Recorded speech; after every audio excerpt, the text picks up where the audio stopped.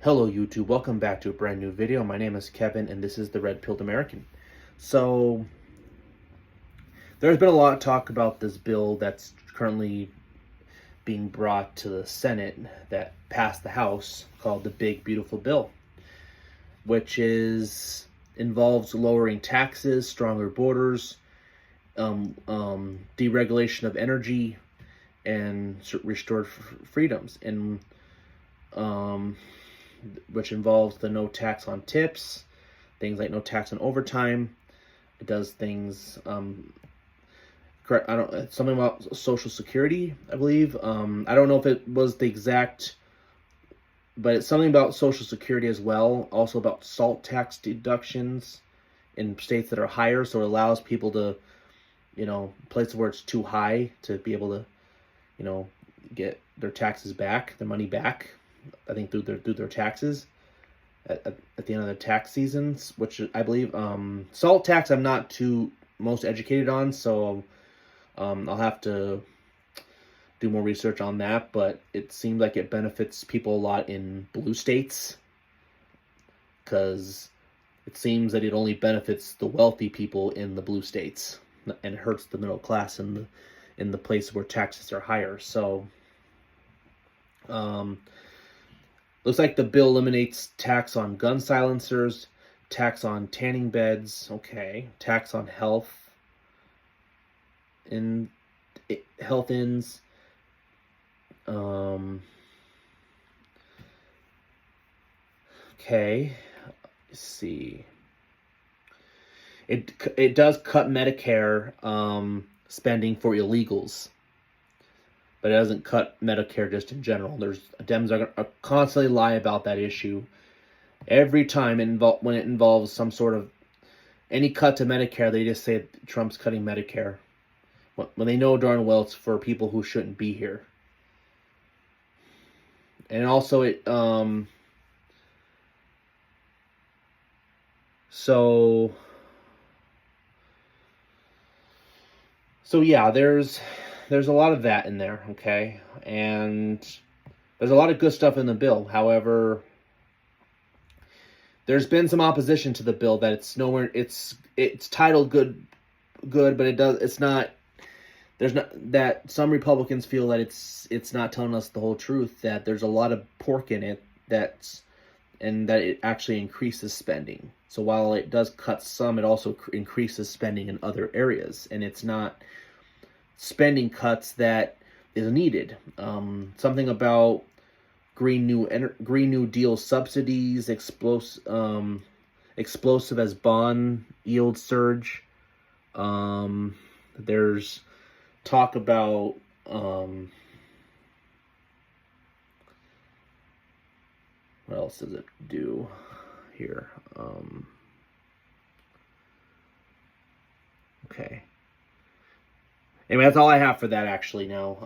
But it seems to increase spending more than what it's supposed to be doing. It adds more spending than cuts spending, and the spending that's doesn't cut the overall spending as a whole. At least that's what the arguments to some Republicans like Ron Johnson, Josh Hawley are for. And that's why Ron Johnson has currently said he's not going to vote for it, because it only adds spending. And see, Ron Johnson, he's my senator here in Wisconsin. His biggest issue is always the federal budget and the debt. I think he said the biggest thing that keeps him up at night is the debt. We're in enormous debt, and he says that this adds even more to the debt. So a lot of people say that they don't believe this really does anything, and from the research I'm hearing, it seems to be adding like around $4 trillion to the debt. So it's gonna add more to the debt, and people are concerned about that, and that's why Ron Johnson believes that even though there's stuff on there, that's why he's also is planning to block it. Now, going back to the good parts, there is one thing in there. 4,000 deductions for seniors without income guidelines.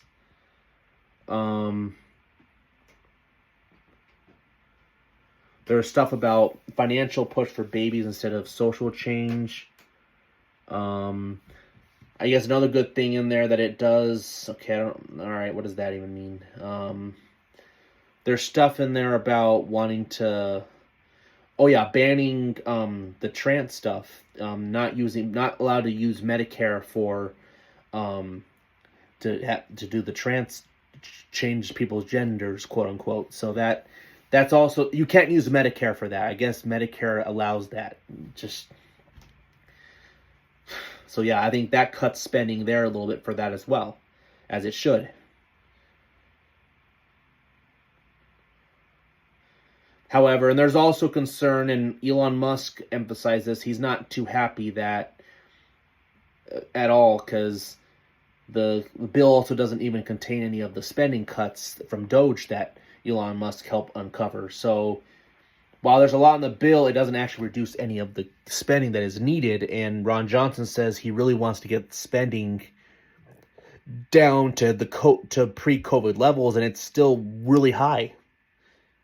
I mean, I don't think that's even emphasized strong enough how high that debt we are now.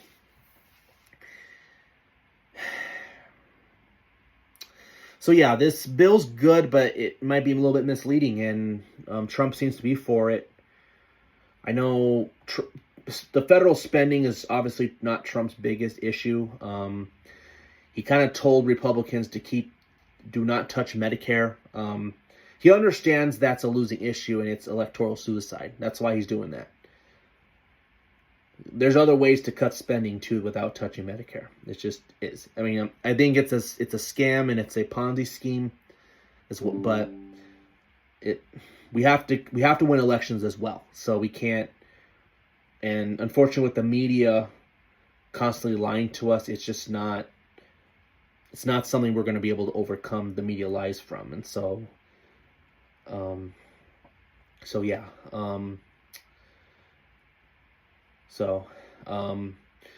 I guess so here's why. So that's a little bit of the facts of things I found. Again, X is where you find a lot of facts that you're not going to see. So there's a lot of good stuff in the bill, but there's a lot of Republicans that don't feel this is nowhere near good enough. So anyway, so that's the facts. So I'm going to give you my thoughts if Republicans should pass it or not. Ron Johnson, he's my senator here in Wisconsin. In fact, he's one of the best senators out there, I think, that we need. One of the few that does what's right. And he was good on the COVID issue, one of the few that spoke the truth about COVID before a lot of us knew what the problems was. One of the only people who can win Wisconsin statewide. That wasn't, Trump, and he was the only other one other than Trump to win Wisconsin statewide, which is, I say that's really competitive, really purple. So that's, kind of an accomplishment. But I'm sorry, but he needs to get his head out of his rear end. Sorry, on this issue. Look, the budget's important, and we need to deal with more spending cuts. I understand that, and there will be more opportunities to do that. Cutting spending is going to be another thing that reduces inflation as well, because too much spending raises inflation. So I understand that, but you can't use voting no on this issue simply because of just because of the debt. I understand the debt's important, but America, in my opinion, America's too illiterate to understand the debt. Few Americans understand the economics aspect, and they're not going to understand that. It just goes in one ear out the other. So voting no on this bill might hurt you in Wisconsin in 2028 when you're up for re-election again, because that's when he's up for re-election again. And as well as might even hurt J.D. Vance possibly winning Wisconsin in 2028 because this didn't pass. And a lot of voters will feel that the Trump administration broke their promise on this because they didn't get their tax cuts they needed. And right now with the tariffs are still good, but if we don't want to risk potentially of Americans getting kind of stung by the temporary rise of prices. The voting on these tax cuts are going to be really important. So I believe that we need to hold their nose. And Ron Johnson, I think Josh Hawley. I think I think Ron Johnson said that there's enough Republicans to block the bill. Now, some say that Ron Johnson is trying to push for them to make some key changes first. So maybe they're still hoping it can pass if they can get some of the key changes in regards to spending. Then great if they can work together. But then it's going to have to go back to the House. And then they're going to have to agree. And right now, the part that ticks me off is they don't want to take off the stinking... The only problem about this bill is they want to keep funding the green energy stuff with the solar and wind energy. And it's a scam. It's a waste of money. And some of these Republicans that are in, bluer or purple districts in more liberal areas, they don't want to touch that because they're afraid they'll lose. It's just, again, the GOP is divided. They're too divided to agree on anything. And this is why it hurts us. So I don't know. This is the problem. Do you vote no on a bill when they have more things that you agree with, or do you vote more that you agree with, even though there's some stuff you don't agree with? There's always going to be things in a bill that you're going to disagree with. But, my thing is, I feel like if there's 80-20, right, which I think there's 80% of the bill is good. There's that 20% in regards to spending that isn't good. If 80% of the bill is good, I think you need to vote yes. If it was the other way around, then I'd say, okay, maybe vote no. Let's go over and let's actually make a good bill. But yeah, that's my opinion. I think Hawley, now forget Mitch McConnell. I don't even know if we necessarily need their vote necessarily. We probably can get it done, but Graham might be persuadable, except Graham's kind of a rhino too, because he has a lot of special interest as well. Likes to pretend he's Trump, but he really is anything but his agenda, so I don't trust Graham. Mitch McConnell, let's face it, he's going to be a Democrat with an R next to his name. He's just going to vote against anything Trump does just to spite him. Same with Susan Collins and Lisa Murkowski. I think she's not for it either. Of course. So, anyway, so that's my thoughts on that. I am concerned. Ron Johnson may not even run for re-election, so he may not have anything to lose on his end. But, I'm kind of worried about this state as well because, a lot of the MAGA will feel betrayed as well because they didn't get their tax cuts that they were promised. And with things going up, we're going to need some tax breaks somewhere, and Trump knows that. But yeah, you have these guys like even Ron Johnson, which I respect. He's the only senator I respect. He means well on a lot of issues, and I understand his thing, but bro, please don't do this right now. We have to get this passed. This is the part of politics. You don't always get what you want. We got to get this bill passed. So please, you can't let us down, or else it could cost us the midterms, and then nothing will get passed. The Republicans, the MAGA base will feel disillusioned, and they just won't come out. We cannot risk that. Now, Ron Johnson's tough. He oftentimes stands tough, even when it doesn't seem popular, and that's probably why I think he does better than expected. Voters respect that, but this one's different because there's tax cuts in here that are needed. There's things like the trans stuff, and he's just going to kind of hold it hostage because of the must spending. And the spending's important, but pass it and let's look at it more later. Let's get more spending. The Doge cuts need to be cut. That needs to be cut. The fact that there's Republicans that don't even want to think about cutting those, it tells you all you need to know about the state of the Republican Party as a whole right now. Their special interest, and they represent their lobbyists' special interest, not their constituents. So that should tell you everything you know about the GOP and why they lose when Trump's not on the ballot. So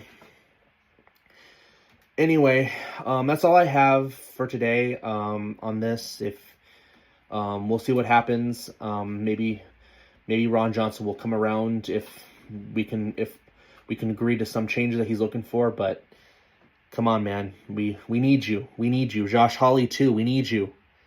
You guys are my favorite senators in the country right now, and we need you. Wisconsin, and for Ron Johnson, live in Wisconsin, we need you. We need you. We're stinging right now financially, and we need the tax breaks. So, and the tax cuts. So, anyway, that's all I have for now. Again, if you like this video, please like, comment if you need to, subscribe if you like this channel, hit the bell for notifications. The Red Pilled American out.